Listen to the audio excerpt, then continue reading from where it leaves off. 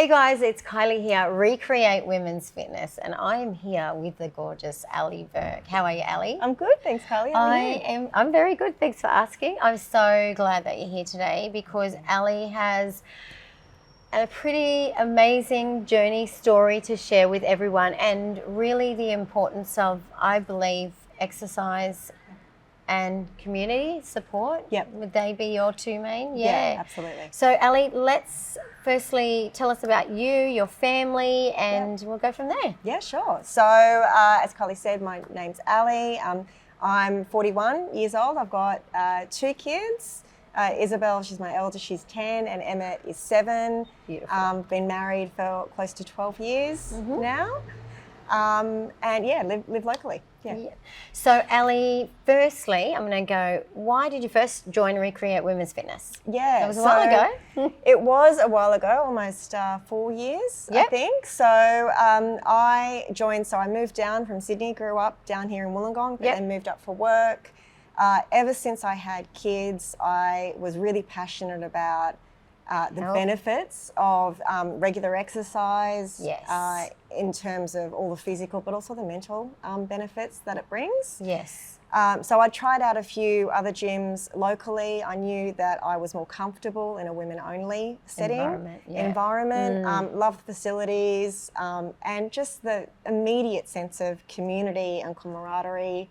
And yeah, so that's why I joined. Beautiful. Now, yes, Ali touched on the fact of being fit and healthy and a role model for her kids, and she definitely is that. Ali, so you've been training here, loving it, and then all of a sudden, last year? December 2021. December 2021, bang, in your face, something major has happened. Yeah.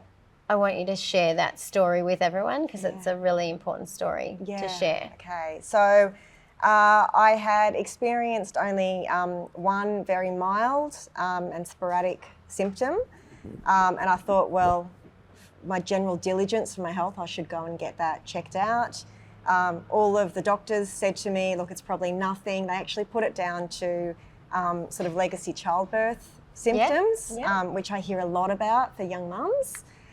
So they sent me off for a colonoscopy, and I was awoken in recovery to be told that I had a 7-centimetre tumour in my bowel that at the least would require surgery to remove.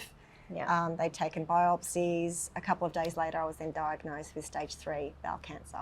Stage 3 bowel cancer because it had spread to the lymph nodes. Now, I want to emphasise, other than that very mild symptom, I was regarded as a very, very healthy woman. My bloods were even normal. Everything would suggest that I'm a young, fit, healthy woman.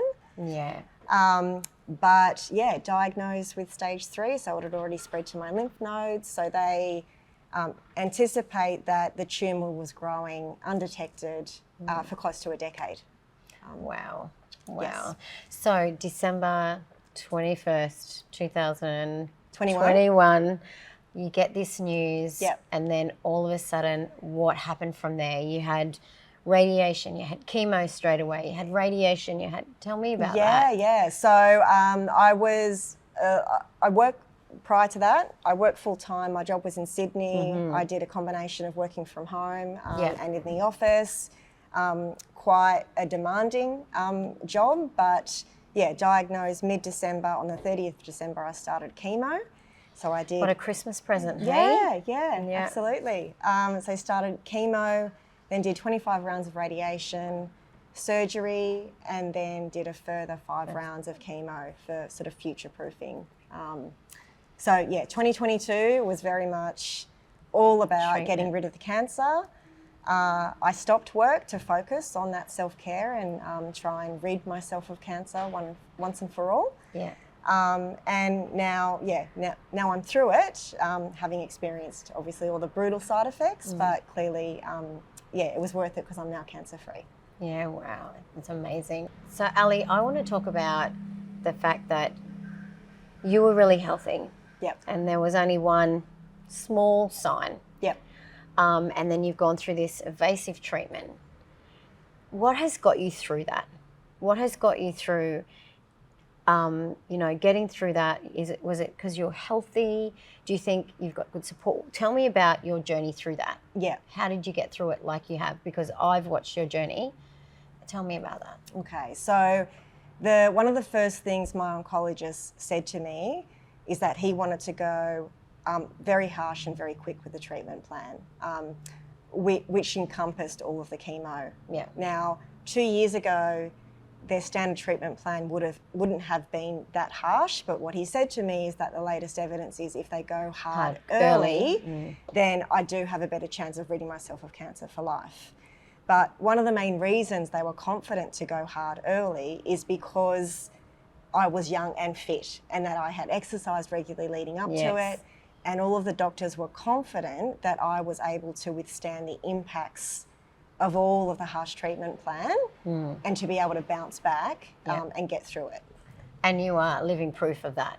You're living proof of being healthy, being fit, looking after yourself, and then having this hit you and dealing with this invasive treatment and then coming out at the end 1 year later and just living life again, back at the gym. Yeah. Tell me about now where you're at and coming back to the gym. Tell me about how you're feeling, that you've overcome it. Tell me about that. Yeah, absolutely. So I've loved being able to come back from Rekreate. So like the one thing maybe years ago, the doctors would have told cancer patients, when you're going through treatment, just rest, take it easy.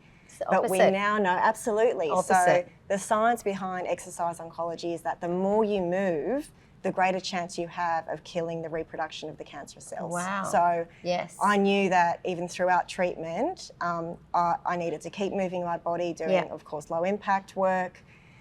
But now coming back, the doctors have told me that regular exercise for me is critical in that it reduces my chances of a recurring cancer or a secondary cancer by 40%. Wow, 40%. That's amazing, isn't it? Yeah, That is amazing. it's so obviously there's the life-preserving element, but I now know, like I knew this before, but it's just been reinforced, the mental elements of it, all the benefits in fostering that positive mindset too. Yeah. I'm practicing self-care. I'm setting a great example for my kids. Yeah. And I've got a greater ability to restore that balance between the blend and blur of work and family and just life in general. So, Ali, what would be your biggest piece of advice to women out there that maybe don't even have cancer? Maybe they're feeling unwell or feel like they can't exercise, or, what would be your piece of advice to them, knowing that what you know now, but knowing that exercise is so beneficial? What would you say? Yeah. So I've got a couple of things to really emphasise. Firstly, yes, I have a unique experience in going through cancer myself, but this experience has taught me that life is too short not to be the best version of yourself. I love it. So true. Mentally and physically. And so true. What they now know is that scarily in Australia, 1 in every 2 people will have cancer by the age of 85. Now that is a staggering and a scary statistic, but we also know that regular exercise and fostering a healthy lifestyle helps to minimise the risk of getting cancer. Yeah. So obviously there's all the medical benefits too, but the mental health elements, as I've emphasised too. The other piece of advice is the hardest part is doing, like literally walking into the gym and doing the first session. It can be scary, it can be intimidating, it's a foreign environment if you've never been there, but the level of support and the sense of community here is just amazing. And it's just having a crack, because again, life is too short not to. Yeah. Oh.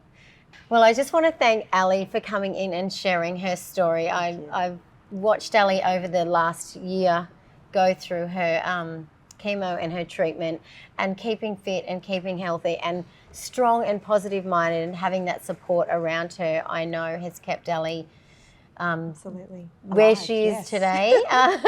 And I just want to thank you for sharing that, because that's pretty personal. And thank you. Thanks, Thank Ali. you so much. Love you.